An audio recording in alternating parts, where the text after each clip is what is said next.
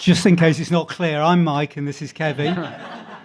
Kevin was the former British welterweight boxing champion, and the Belt Boy is very much his story.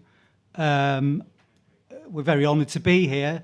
As has just been referred to, it's part of the big read competition. We're slugging it out against 5 other books. But we don't want you to worry about the other 5 books. We want you to go to bigread.london and press that little star above the Belt Boy front cover. On the surface, the Belt Boy is a story about boxing. But the reality is Kevin fought as a professional with the initials NSPCC sewn down the side of his shorts and never told anybody why. And now, 20-odd years later, he's explaining why.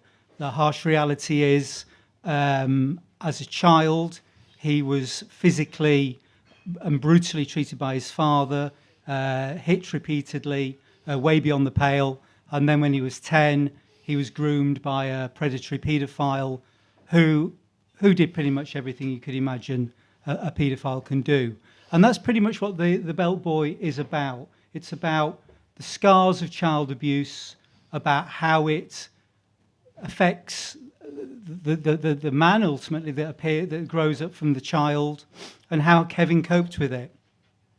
The good news is that we're going to show a video soon, which, if you enjoy seeing 2 blokes beating the living daylights out of each other, you have got to watch. It's a sensational bit of film. The bad news is I'm going to do a very quick reading, and I'm just going to read the intro to the Belt Boy, because we feel that it sets the scene and gives you a kind of idea of what the book is all about. Look, I'm no orator. I'm just a boy from Stockport, so bear with me. This is the worst beating I ever took. Bang! A vicious blow explodes straight into my solar plexus, and the pain is blasting across every part of my body, letting me know it's there and ripping to shreds any scraps of resistance I may have left.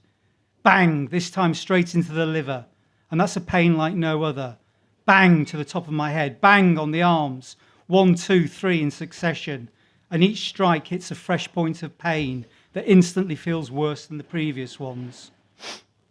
I raise my inadequate hands for a shield, but there is no escape from this onslaught. My opponent knows what he's doing. He's stronger, he's bigger, he's more ruthless, and he's hurting me badly. He's towering over me in every way, crushing me with his raw, brutal, and utterly remorseless power. I want to crawl away. I want to run, but I'm hemmed in. There's no escape from this barrage. I can't dodge. I can't summon the strength to duck and dive. I can't run. I'm paralyzed, totally static as the blows come cascading towards me. My body erupts into bruises, ugly red scars polluting my skin, and as the physical damage disfigures me, I realize my mental strength is evaporating too. It feels like I'm being beaten into a pulp, like carrots and parsnips in a blender, smashed and pulverized and reduced to a vegetative state, so there is no strength, no ability to think, no courage left, no dignity.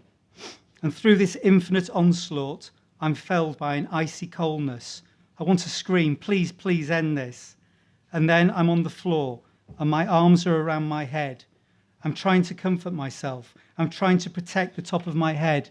I'm in a pathetic fetal position, nakedly exposed and completely vulnerable. My defenses are shot. I am degraded. I am a wreck, a shambles, a disgrace. There is nothing left of me. Tears are burning my eyes. Pride and courage are turning to water. It should never end like this. Then, in the blind panic, I sense my opponent is closing in on me. I turn, and I see a wild, raging, tormented monster. Instinctively, I look for the eyes of the deranged beast who is doing this to me, because that's the only mental reaction I have left.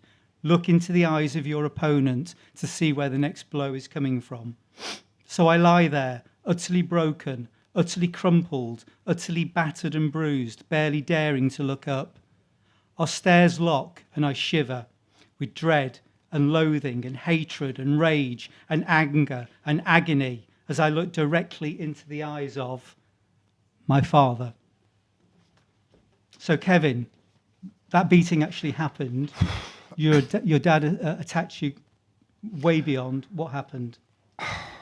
You see, when I hear when other people say it to me, or when I hear extracts from that particular story,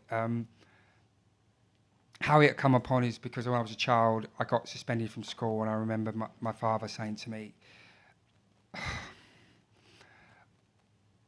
"You're gonna have to help me with this tonight." So basically, you've been naughty at school. You got suspended, and rather than go home and tell your dad because you were so scared of him, you thought that you could stay in the local park for 2 solid days and pretend you'd gone to school. Yeah, I'll come back in it. So I went to the park for 2 days because my teacher said to us, "We know that you have problems at home. Just come back half the term." So I didn't tell my father or my mum because I was scared of the beating that I would get. And what happened is my social worker phoned up and they said, "Look," to my parents, and they said, "How's Kevin doing?" He said, "Well, he's at school." And they said, "No, he's been suspended." So I came home, and that's what I came home to my father, who gave me a beating in the snow. And he made me take my clothes off. He said, "Go outside and lay in the snow." And the reason why he said that was because he said you must love the cold so much that you didn't tell us that you'd been suspended. You'd rather go out and play in the snow. That was his psychological way of telling me why he's beating me in the snow. And then to take the beating that I took was with jump leads from a car. And all I remember was laying on the floor and being beaten with jump leads, and my mum being locked in a room and that she couldn't get to me or try and protect me. And it was just that fear I had of laying in the snow and my mother trying to get to me at that time. And my father just beating me with jump leads for a car. And it wasn't like a sudden beating. This is a prolonged beating, probably over about an hour and 20 minutes. So he would beat and hit me with the jump leads, and then he'll drink a bit of beer, and then he'll beat me again. It was just a prolonged agony of pain and humiliation, and that's what happens when you're a child, when you're being abused. And the worst kind is from your parents, because you expect them to take care of you, and there's no way. And my son coming up and sitting down in front row hasn't really done the best thing. But listen, the relationship I have with my son is completely different. But this wasn't the first beating, was it? I mean, why is the book called The Belt Boy? Well, the belt was called the belt because when I was a kid, my dad used to say to me, if I was naughty, go and get me a belt to beat you with. So I would go and look in his drawer and find a belt for him to beat me with. And when I was a boxer, I used to fight for belts. So I just thought it was relevant to being beaten with a belt, etc. And if I tell you, if my dad said to me, "Go and get a belt to beat you," I wouldn't bring back a small one. I'd bring back the biggest one, because I knew if I brought a small one, he would only go and get the bigger one. It was just that intimidation, that fear. How old were you when the beating started? Probably 5 or 6. 7, 8. I just remember the fear of knowing that I was going to get beaten, or coming home from school. I remember walking around the corner and that fear never left me, even when I used to fight for world titles at the highest level. That anxiety, that of walking to the ring was the same walking to having the beating from my father. That never left me, and I never realised what that was, that anxiety, that fear, until I actually fought for world title or big fights. Even though I was fighting, I knew I could defend myself. That fear of that anxiety never left me all my life. Why do you think your father beat you so? Well, in my opinion, and I had to find out my history, why was the West Indian culture so strict, so disciplined, and why we got beaten, because that's how he was brought up. If he was brought up that way, that to him, he saw that as just normal violence. Because we was 5 boys, there's 4 boys, so we was quite, it was hard work. So discipline teaches behaviour. So we knew there was responsibilities and there was consequences if you were naughty, and that was how we grew up. When you were 9, you waited in the road and hid behind a car, and as soon as you saw a car coming down the street, you ran out in front of it. Well, that was my first thought of committing suicide. For a 9-year-old kid and 10-year-old kids, I couldn't even spell the word. But I just remember getting caught stealing some money out of my mum's purse, and my mum saying, George, and my dad saying, come. And I've just called him George. I don't call him, I could never call my dad Dad. I always called him George. There was something that verbally it couldn't come out my mouth because that father or dad symbolised something that he wasn't, so I just couldn't call him it. But that particular time, I remember hiding behind the car and thinking, well, I'd rather be dead than go and get another beating. And I remember the cars, and in the 1980s, there wasn't a lot of cars down the road, so there was not, now you'd probably have so many cars, but then there was too much gap between them, so I couldn't find a gap, so I could run out and I'd get run out. So I remember running out, and this car's just dodging me. But that was my first attempt to get away. It was that overwhelming, it was that frightening. I would rather die than have that kind of beating again. And where was your mum when all this was going on? I mean, how much blame, if that's the word, do you attach on her? How involved did she get to try and stop it, for example? Well, for years, it took me a bit of time to realise that a Jamaican culture, that the women didn't really have a lot of choice. They didn't have a lot of say in what was going on, and the man ruled the house. And I don't even remember you remember that programme, Wait Till Your Dad Gets Home. There was a film used to be, and that's what used to be, wait till your dad gets home. That would be that fear. So my mum would say, wait till your dad gets home, and I would be sitting down, that discipline. So she'd done the best he can, and many times my mum would lay on top of me to take that beating. So George would say, if you want to take the beating for him, that you're going to take the beating. So she would take that beating. It was that brutal, and I'm sorry that I have to say this. It's in the book. It's quite explicit, and I talk about details that are not nice to talk about. But I have to let people, when they read them, to realise this happens. And if I brushed it over, but candy floss it, people wouldn't look back and think, is it real? And it does happen. It happens to me. It happens to many other kids, and that's why when people look at me now, I don't want you to feel any sympathy or compassion, because I'm a strong man now. We're talking about kid of 9, 10, 11, 12 that can't defend himself. So if you're having compassion, it's that compassion for the child that is suffering, and that's what I'm here for. I'm not speaking for myself, because I'm speaking for every child that's been abused, every child that's been beaten. And I wouldn't be here if I hadn't become a world champion or a British champion. I would be just another statistic reminder of what happens to kids in abuse or sexual abuse or parents beating children. I'm talking for kids.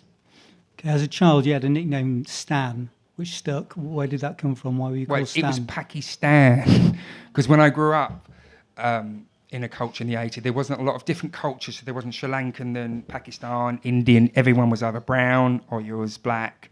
So it was either nigger or Paki. And I looked like one because my dad's Chinese, my mum's Jamaican. So everyone used to call me Paki. And then my brother started calling, and I said, please, don't call me that. So they said, we'll just call you Stan. So my nickname was called Stan. Okay, when you were 10 years old, you started a paper round at the local newsagents, and you met someone. Who was it? And he befriended you. Why and how did he befriend you? His name is Derek. And Derek was a paedophile of the highest level, like Oscar-nominating paedophile that knew everything to teach a kid or everything to distract or to pick a vulnerable. And I would have been vulnerable, so I would have been the kid who walked in the park on his own, and he took a shine to me, and he set me up. So he would have engaged with me and gave me sweets, spied, all things that kids 9, 10, 11 will be attracted to. And because I come from a home that wasn't given no love or attention or confidence, I used to think any attention was better than no attention. So the attention that I gravitated to him was the wrong, and being a kid of 9 or 10, and even though I thought it was my fault for many years, it was the attention. Yeah, he invites you to his house, ostensibly it was actually on the first 2 or 3 occasions, for lemonade and to see the latest Spider-Man comics or whatever superhero comics were out at that time. Describe his room. What do you remember about the bedroom he took you into? You see, this is where the memory, when it comes to abuse, is so vivid. You just don't forget things. You remember things that I'm talking 40 years ago that I remember. a picture on the wall of a little clown kid crying with tears. Or I remember his little table with stained tea and peels and whiskey and necklaces. A necklace he had was with St. Patrick, little dice on. So he must have been a Catholic. Things that you think, why would you remember? Because that were the things that I were pinning in my head to steal. Because that was another reason I went back to steal things that I could nick from him, because I saw a Parker pen, things like that. Things that I just don't remember. And these things I would remember while he was abusing me, I'd pick something in the room and I'd stare at it because it would distract me from what was going on. On the first 2 or 3 occasions, you're looking at comics. On the 4th occasion, it's not comics. What is it? No, it's comics. It's pornographic books, Playboy, and just stuff that a kid's brain at 9, 10 isn't prepared for or doesn't understand, but just sees bodies and male bodies. The first ones, it would have been women and men, and then it would become just men. So that was quite hard. I'll read an extract now which deals with his Derek's first the beginning of the abuse. His right hand was touching his own groin. His left hand was on me. Do you like that, Kevin? How does that make you feel, son? Are you getting excited? That's natural. That's good. Don't worry, we've all done that. Everything was reassuring, like the soothing voices you hear in a hospital just before someone puts you to sleep. You've been such a good boy, haven't you? But you mustn't tell anyone, Kevin. Next time, though, I'm going to give you £2.50 for being so good. But this has to remain our little secret. Do you understand? I walked hurriedly home afterwards, my mind reliving the exposures, the magazines, the flesh, the bare legs, the bare groins, Derek's left hand, Derek's right hand. And there was one overriding memory of that first time that still haunts me even today. The smell. Derek didn't smell of drink. I'd noticed a bottle of Bell's on his bedside cabinet, and he didn't smell of fags either, even though he smoked. Derek smelled of Old Spice. I got home and scrubbed myself clean, my hands, my face, the parts Derek had touched. But most of all, I wanted his smell off me, the Old Spice. Afterwards, I got into bed and sucked my fingers and played with my pillow. I was just a little boy called Kevin, or Stan. The Belt Boy doesn't shy away from being reasonably graphic in how you were abused. Doesn't leave much to the imagination. Why have you chosen to do that? Again, I could have killed that chapter with one thing and said he abused me, but then you wouldn't have felt the gravity. You wouldn't have tried. And I wanted people, when they read it, to try and relate or try and vision what it must be like for a small child to go through them kind of experience and have no one to tell. And I would never have been able to describe that as a 7 or 9-year-old kid. I can only do it as an adult, and that's why I picked them words. That's why when Mike, as the ghostwriter, was listening to a tape, and when you do stories like this and you talk about childhood abuse, I had to gear myself up for certain chapters. So if Mike, when you write a book about autobiography, when I said to Mike, right, Mike, I'm going to speak to you for 15, 20 minutes. I don't want to repeat this because I only want to go over it once because it hurts, and it never stops hurting, but over more times you talk about it, and because I've had counselling, you begin to realise that you have to talk about it. So these occasions that Mike talks about, why I speak about so vividly, because I want that impact on people, so it registers in their head, not for me as an adult, but for children who are abused. You do get into a pattern of going back to Derek's house. I hasten to add he's 10 years old, but he does go back and go back. Why was that? Another thing that haunts me, why would you go back? Because that's the time when you start thinking it's your fault as a kid. You think, why you must be going back. Well, to me, lemonade, attention, someone talking to me, asking me how you feel today, was better than no attention. Having lemonade, sitting down, and as a child, you don't know what he's doing to you is wrong. You just think it's strange, and there's no one to explain it to you, and you're not educated, or you're not intelligent to know what I knew it was wrong, but I didn't know what wrong. It's like your parents saying to you, don't talk to strangers, but they're not telling you the reason why. And they don't tell you the reason why, parents, because they don't want to frighten you. And that's what I was, frightened. Okay, then after I don't know how many weeks this goes on for, go to the newsagents and suddenly Derek isn't there. Strange, because that was a fright for me, because he was gone, and all of a sudden I found, where's my Beano? Where's my Spider-Man? Where's my sweets? He's gone. And I remember going and looking for him, going back to his house. And there was a long way to get to his house. And I found a way, if I'd crossed the train line, instead of walking 2.5 miles to get to his house, I could be there in 15 minutes. And I remember going to his house and knocking on the door. And this has never left me.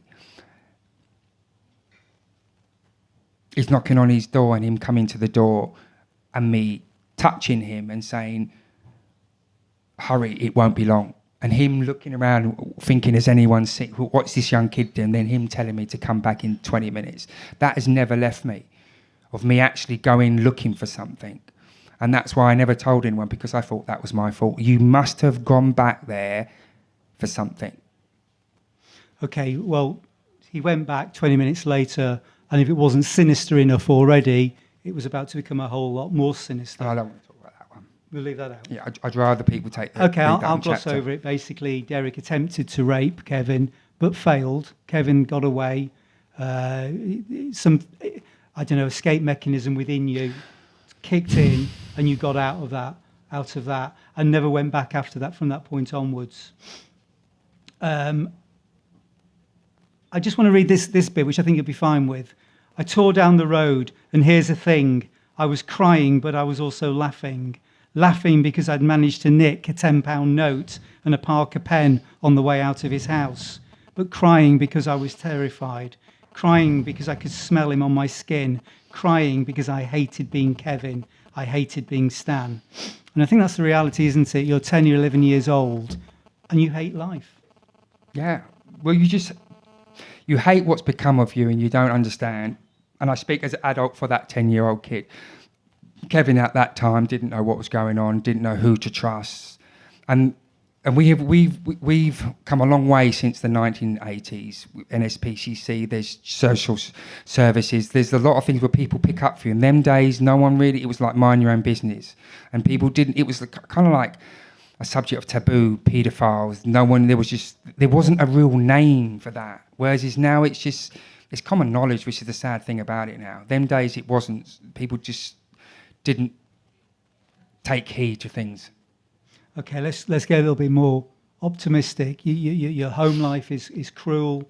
You haven't got love in your life. You've got no one to talk to. You've had this awful burden that you're carrying of the abuse. And suddenly boxing appears out of nowhere. How did that happen? Boxing was just a way of escaping the brutality of my dad. So I'd rather go to the gym and box people and get rid of that violence. Or when I was hitting that bag, I was hitting Derek and I was hitting my dad, and that was me getting away or me getting rid of that frustration. So if I wasn't beating that bag, I was bullying some kid at school, nicking his sweets and doing protection rackets at school, etc. Boxing was my outlet. And you start to show promise, and you end up on the amateur circuit, and you start winning major amateur tournaments. Winning and beginning to find self-esteem in myself, and beginning to see that I'm doing something right, and I'm getting praised by trainers, and I'm seeing my name in papers, etc. And I'm on a course now. I'm now setting my life up for the rest of my career for the rest of my life. Okay, that's not completely the whole picture, because you realise you're not earning very much money, and you realise there's a whole lot more money that could be earned from selling drugs. So there was, I know, it's a hard one to think, but there was a progression. And when you do autobiography, I thought, shall I leave little bits out? Shall I do? You have to keep it real, and I wanted to keep it real because I didn't want to be exposed. So when you read my book, it's warts and all, and I have to be honest, that's what's my way of life. From 18, 19, I worked on a building site, and then I realised there was a massive gap here in the market, as I would say, for selling drugs to high places like Browns and celebrity clients. Celebrity clients. Are you going to name them? No, I don't need to name them. That's irrelevant to the names of the clients, but it was that world. I went from a different world to a different world. Okay.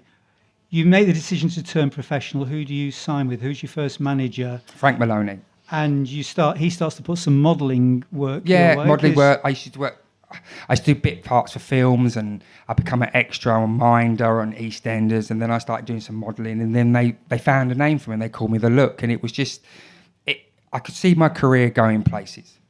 Okay. At some point, you decide to have the initials NSPCC sewn on your shorts. How did that come about? What made you do that, and why?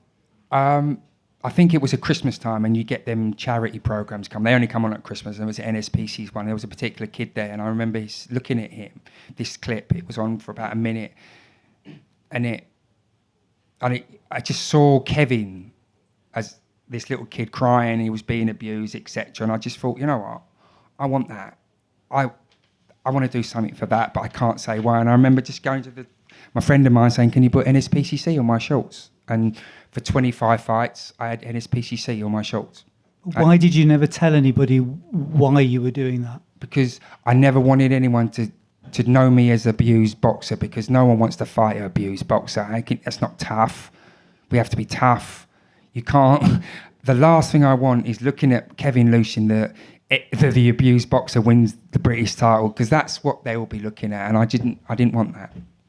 Okay, in between all this, you meet the woman who's going to become your wife, Jackie, and you have 2 children with her, April and Louis.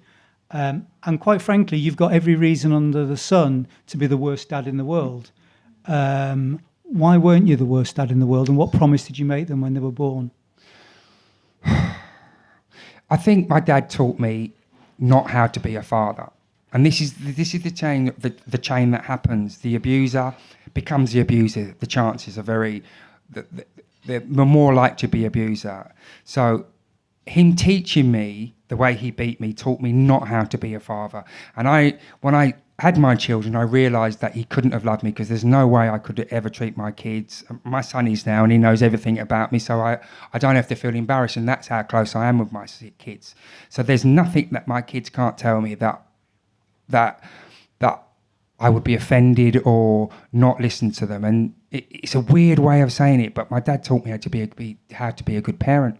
And I'm ashamed to say that. I'm embarrassed to say he treated you this way, but you, and I only give myself a 7 out of 10 of being a father, because there's always room for improvement. But how he did it, and in the times that my relationship with my children have been growing up, there's times that they've really tested me. I've gone back and thought, what happened when you did this? What did Dad do? You can't do this. You have to do this. And I've just approached it in a different way. Okay. You have a fight in Wales, and you lose to someone called Chris Saunders. The boxing news writes you off, and suddenly the future's looking a little bit iffy on the boxing side. You start an affair behind Jackie's back. How do you think the experiences you endured as a child affect your relationships with women? And does the term being faithful actually have any meaning? I think that if you've come from an abused family, or you've come from a broken home, or you've seen relationships are not really important, or people's feelings, or the responsibility that you should have in relationships is taken for granted, affected me throughout my whole life with relationships with women, just for various different reasons. So, yeah, that's damaging as well. Okay, you change managers. You sign with Frank Warren, and next comes the biggest fight of your life, really, certainly of your professional career at this point. You're going to fight Chris Saunders again, the man who's beaten you in Wales, and it's going to be for the British welterweight title. This is the video we're going to show you. But before we get onto that, can you describe to me what it's like to be in a dressing room waiting to go out for the biggest fight of your life? That would have been the same for me, going and get a belt and bringing it to my dad. That same fear. And I never knew what it was. I used to get in that room and they used to say, right, Kevin, 5 minutes. And I'd be going, just that fear of what's going to happen now? How is he going to do it? And it never left me. It was just, if I could put it in a tablet and sell it on the corner of the street, I'd be a millionaire. It's just so powerful, that anxiety of what's going to go, that you don't know what's going to happen. And that was the fear what goes through your mind. And what happens actually in the dressing room? Are you on your own? Well, you're with your trainer. And my trainer at that time would have been a father figure for me. When you don't have a dad, anyone who you gravitate to anyone who shows interest. And my trainer would have been my father that day and that night, or in that room, in that changing room. It's quiet, it's silent, and it's what we call fight time. That 3-4 minutes before you get 5 minutes, champ. That, for me now, I think back and I get little like feeling of like, oh my God, I wish I was back there again. But it's an overwhelming feeling, and that's what happens when it's fights. Okay, we're going to watch the fight now. People upstairs, if you like to see blokes battering each other to submission, you really should see this video. I mean, I don't know, throw some ropes over and dangle, do whatever you can to watch it. It lasts about 8 minutes. Is it 8 minutes? 3 minutes. Basically, it was voted Fight of the Year back in the mid-90s, in an era when boxing was at its complete peak. I mean, you had Nigel Benn, Eubank, Ali was still fighting, Sugar Ray Leonard, and yet this fight was voted Fight of the Year because, quite frankly, they knock each other down 7 times in the first 2 rounds. So whoever's pressing the button, please.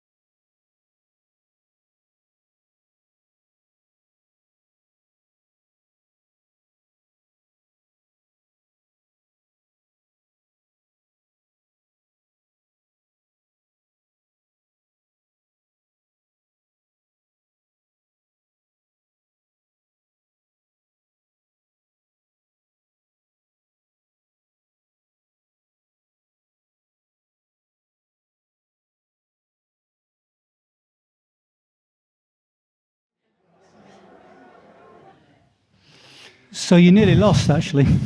That particular night, I was definitely not losing. For me, that fight was 17 years I've been boxing. It was my chance to prove that I've arrived, that I'm not worth this, that I'm not useless, and I was going to achieve something.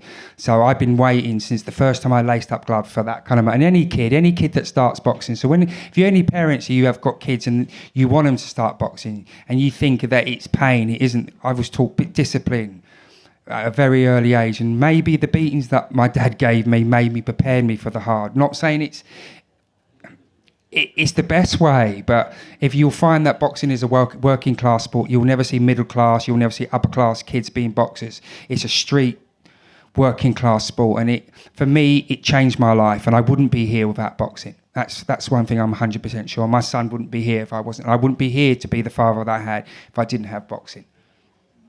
Okay, before we get too carried away with your brilliance, Frank Warren fixes you probably one of the hardest world title fights anyone could face. You're up against Felix Trinidad, who very much kind of Muhammad Ali of that division, pound for pound the best fighter of that division. Successfully defended the world title 11 times, 33 fights, 33 wins, 31 by knockout, and you're going to fight him in America. But on the morning of the fight, you're petrified. Outside, it's thick snow, and you're instantly reminded of the day your father beat you raw in the snow when you were 9 years old. I'm lost in a bleak reverie, reliving the worst beating of my childhood, seeing the evil eyes of my deranged father, and then seeing them turn into the cold eyes of Felix Trinidad. I realise the animal stares are identical. Two vicious beasts eyeing their prey, waiting to strike, weighing up and calculating the moment to pulverise and destroy. I have never felt so utterly lost in the build-up to a fight, so utterly frozen by fear. I try shadowboxing in front of a mirror back in my hotel room, but the reflection I see is just a little boy. I don't see a 26-year-old. I don't see a man. I see a beaten and battered child, a little packy called Stan. In reality, you were probably beaten before you got in the ring, but something remarkable did happen. What happened? I had him down in round two for a count of 6. And that was my moment of glory. So I wasn't meant to win. The odds of me winning were probably 40-1. You probably got 100-1 for me to knock that guy down. But I knew I was a puncher and I knew I could punch. But when I had him down, that's when that fear come over me. So when I had him down and he got back up, psychologically, I was looking at George. And I was overruled by fear. And I say that in my book. I said it in my book, have I got any biggest regrets? And my biggest regret was not finishing him off, because I would have become the best fighter in the world then. I would have become pound for pound best fighter, beating the equivalent of beating someone like Floyd Mayweather now. And my next fight purse was for $2.2 million. And in 1996... do you know what you could buy for $2.2 million? It was that kind of fight. It was my little glory that I let go. But I'm old enough now and I'm mature enough to know that I don't think I would have been prepared for the fame had I won that fight.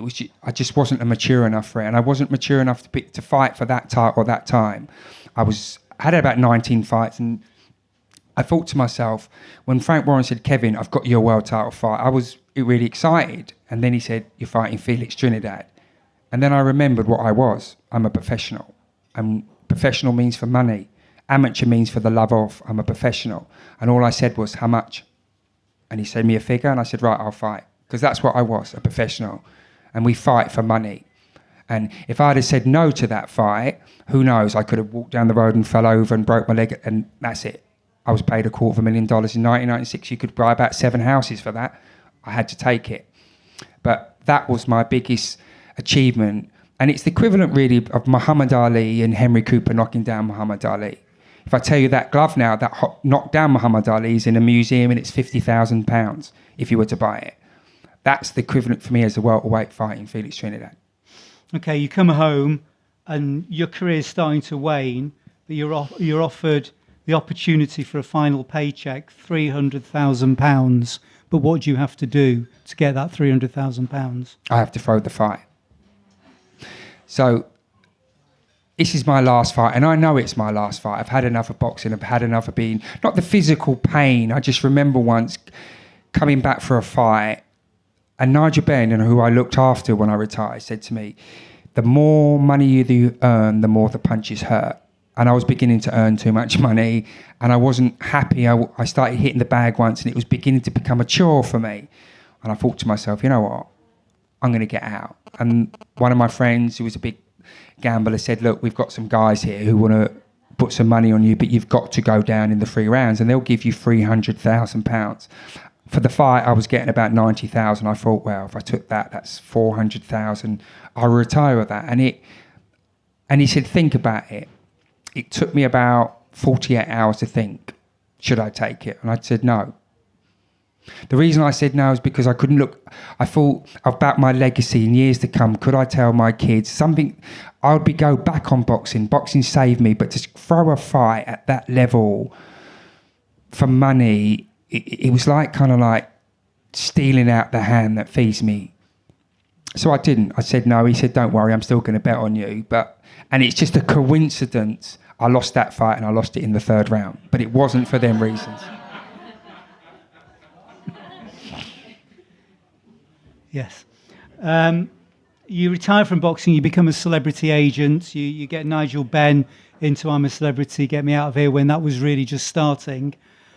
You haven't completely let go of supplying drugs, and you end up one crazy night supplying drugs for Mike Tyson. Yeah. Which was quite a scary event. That was a scary event. Mike Tyson turns up at the Hilton, and he's doing a promotion, and my friend said, look, he was promoting, he said, could you get him some weed? So I thought, how much weed do you get Mike Tyson? So I went and saw a friend of mine in Brixton on the way up, and I met him in the Hilton, and I remember, Mike Tyson could give you a stare, and I could be here and you could be up there, and you would be overwhelmed by that fear. The same fear that I had. In fact, when Mike Tyson stared me out, it was George all over again. But worse, because Mike Tyson, you're looking at Mike Tyson.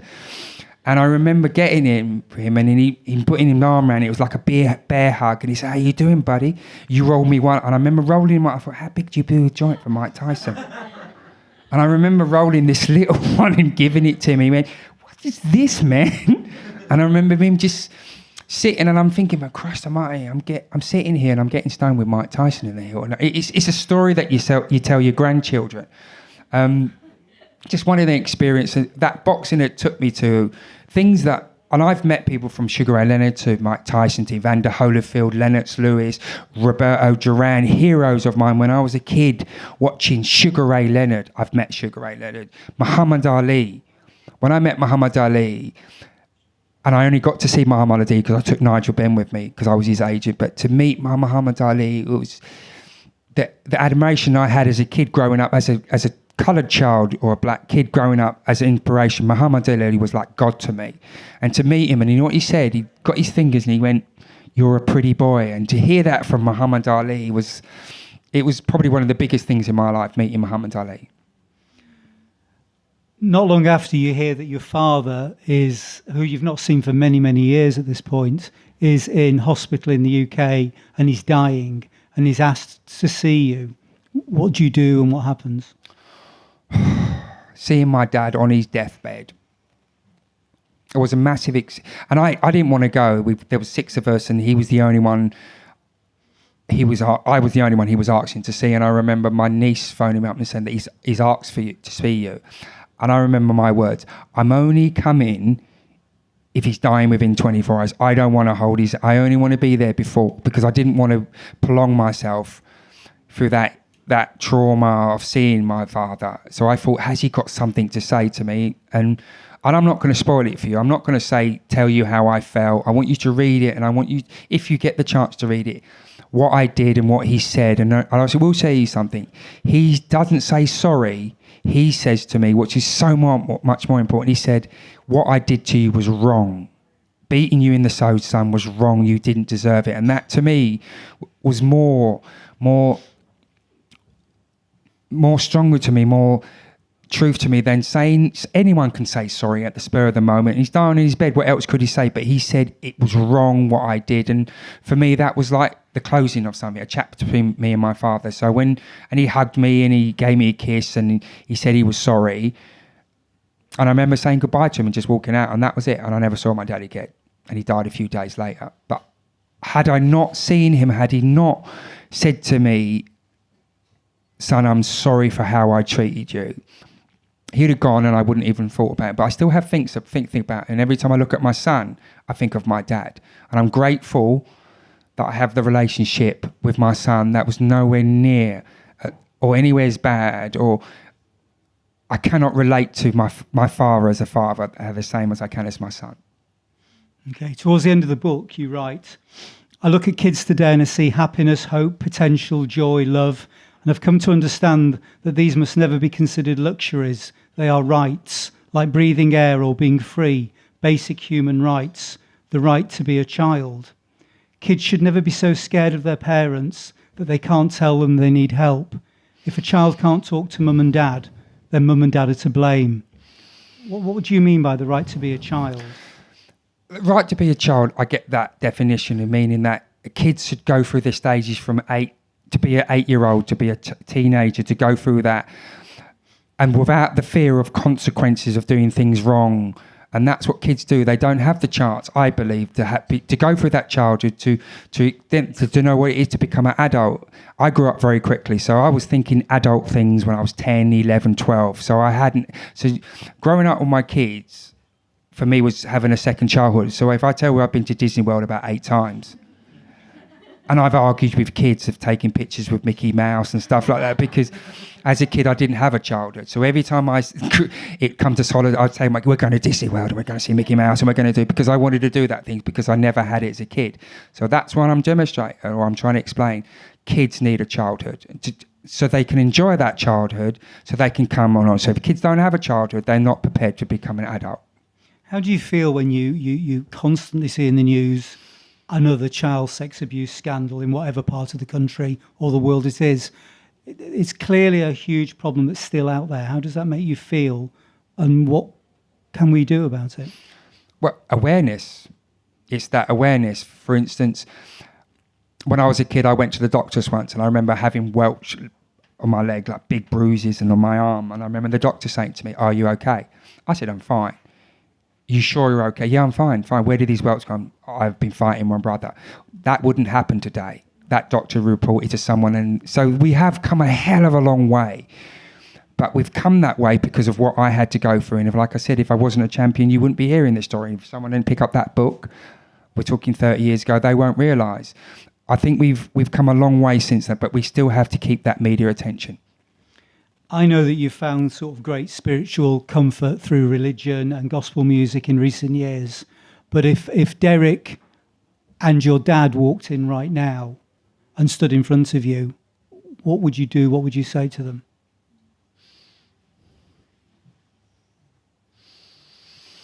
I can't say what I've made my peace with my dad, so there's nothing I could say to George.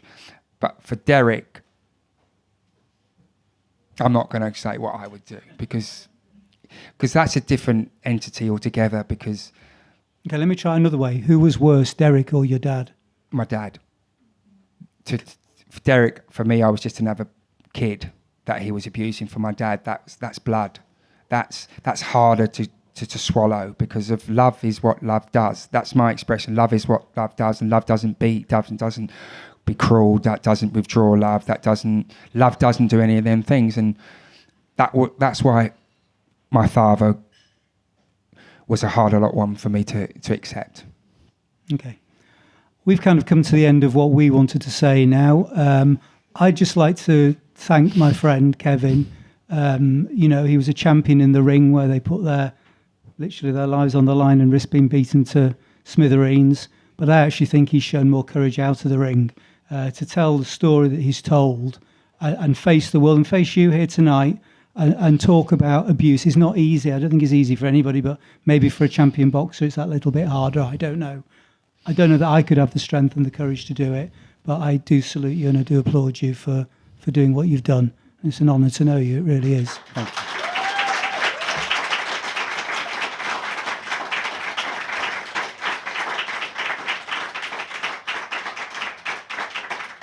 If anybody wants to ask any questions, please feel free, but you may feel it's been covered. Hi. Kind of been covered, and I know one of them is your father, but I hope both of those people are rotting somewhere. But would you ever forgive them? I forgive them, 100%. I have to forgive.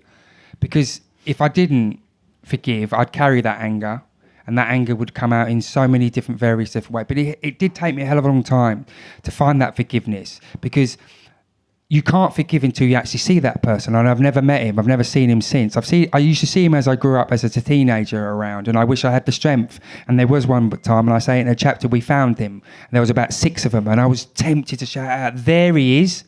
But for me to say, "There he is," then people would say, "Well, how do you know that guy?" And then I would have to talk about it. So I never really got the chance to see that guy again. But I forgive him for what he did, yes.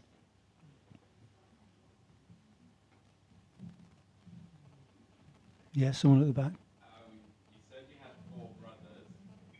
Did they get through a similar experience? We all went through that kind of beating, and we were very loyal. When you come from abused family and there's other children getting abused, we were like a pack together. So if we were getting a beating, we all got a beating together. So my dad would stand us up like this, we'd be going like that. So if he came in and said, "Who did this?" we would never grass on each other. We'd all say, we wouldn't. He'd say, "Well, listen, you make it up between yourself, whoever did this, whoever it'd be the most trivial thing. For instance, a fruit bowl. Someone would take a banana. He'll say, "Who took that banana?" And we'll say, well, I'd look at my brother Errol's a bit. I said, "You do it because you can take the beating." We all got beatings, but that particular one in the snow was probably the most brutal one. And in my family, it was legendary that we talked about that particular beating. So yeah, well, we all got beaten.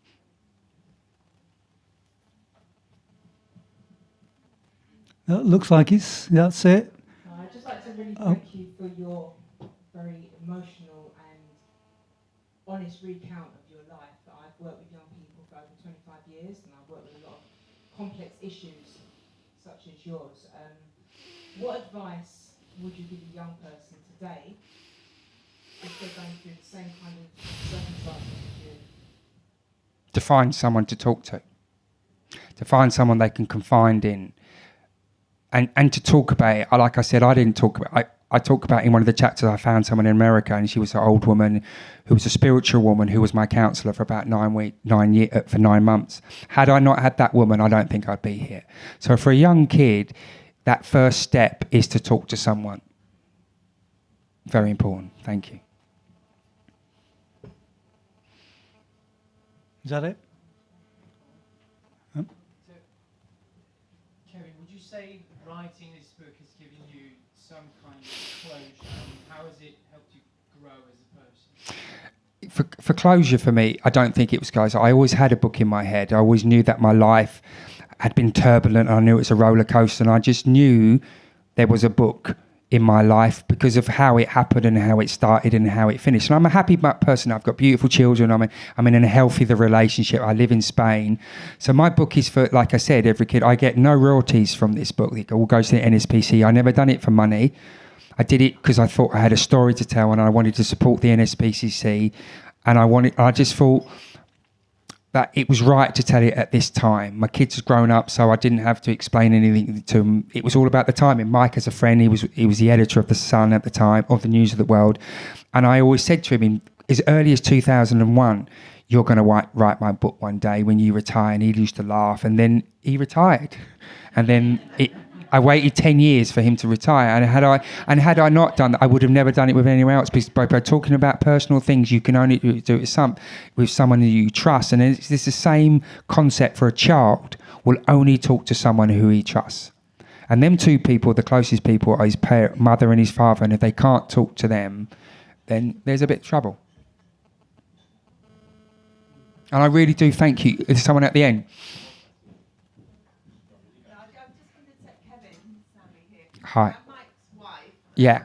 I've never met this woman in my life before. The thing that I found quite incredible was that you did all your interviews on the telephone.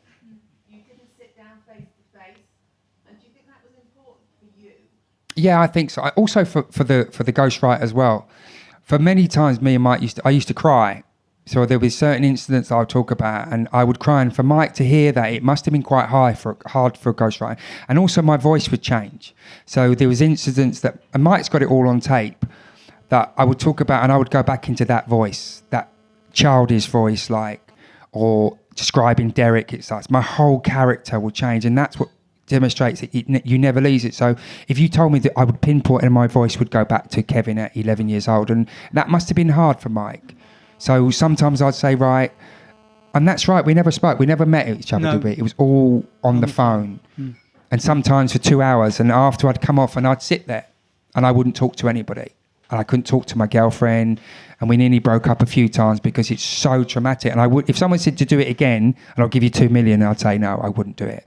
It took us a year, nearly 13 months to do, and it's probably been the most painful year that I had to do. But the reward I've got for it, and how well it's been received, and how many books it's sold, and we've been nominated for 3 awards. The William Hill shortlisted, GQ called it the best 5 books you need to read in 2016. It makes me, and here's another sick thing. It's like saying all them beatings were worth it. And I don't mean it in that sense, but I mean it that where I am today, I would go through it again to be where I am today from the wisdom. Thank you. I have a question, and it's not a particularly happy question. I want to end this on a terribly sad note. But I'm genuinely curious. You're talking about men who have damaged you hugely. And I just want to ask more about why and how, and is it the right thing to forgive somebody who's done something like that to you? You have to. No, You don't have to, but then if I didn't, then I couldn't talk about it. If I didn't forgive, I couldn't talk about it, because then I'm going to build up with anger. And boxing teaches you discipline in anger, how to control that anger. And that's, if I didn't have that discipline or that control, the slightest thing, road rage, was that anger would come back. I very rarely swear now, because I believe one swear word turns into another swear word, and it creates anger, and it creates hostility. And that's the same. Swearing is about not forgiving. If I didn't forgive someone, I'm going to be angry all the time. So I have to forgive. He does talk about this in the book, and he's not saying he doesn't want justice. He does want justice. So if Derek was still alive and walked in here, he would want him to be arrested, and he would want him to go to a court, and he would want the world to hear what he'd done, and he'd want him to be thrown in jail and punished. So there is that sort of, yes, he's prepared to kind of forgive him, but he's not saying he should be allowed to get away with it. One last thing, I can turn on a positive note. Kevin, what's the book you want to write the next 40 years of your life? I haven't even gone there. Give me another 30 years. Come back in 30 years, and thank you. We'd just like to say our thank you to Ronald and the library for organising this event. I mean, of course, none of you must read the other 5 books. But it is an honour for us to be in this competition. We've met the other authors, and we know that they're as passionate and as committed about their books, quite naturally, as we are about ours. And it rather looks like this competition is going the distance, as a good boxing fight should. We're slugging it out. We're joint leaders at the moment, but we do need the votes. But it's a great competition, and we're very honoured to be part of it. Thank you. Can we get a round of applause, please?